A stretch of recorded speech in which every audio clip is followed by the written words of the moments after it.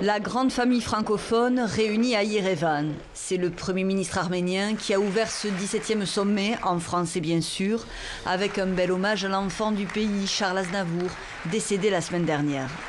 Nicole Pachinian a aussi évoqué les valeurs humanistes qui soudent la communauté francophone.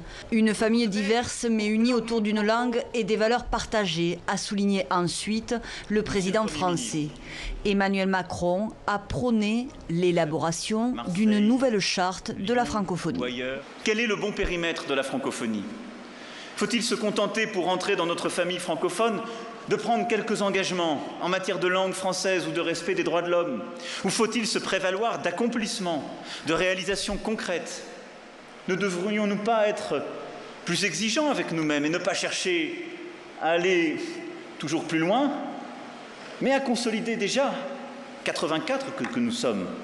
Un plaidoyer visant à barrer la route à de nouveaux candidats non francophones, notamment l'Arabie Saoudite, dont la demande d'adhésion cristallise les tensions. L'avenir de la francophonie, évoqué aussi par sa patronne, Michaëlle Jean.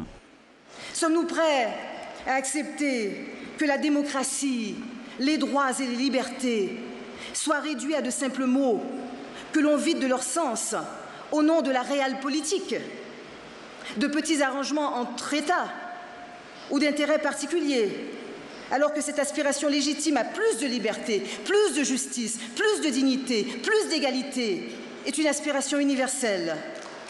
La secrétaire générale de l'Organisation internationale de la francophonie a aussi évoqué le bilan de son mandat, un mandat qui ne devrait pas être reconduit en dépit d'une nouvelle candidature qu'elle a défendue avec acharnement.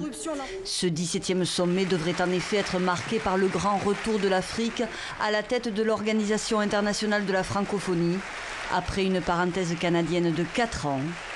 Malgré les hommages rendus, Michaëlle Jean a perdu mardi soir un soutien de poids, celui de son propre pays. Ottawa s'est rallié à Paris et à l'Union africaine qui soutiennent depuis le début la candidature de Louise Mushikiwabo, ministre rwandaise des Affaires étrangères.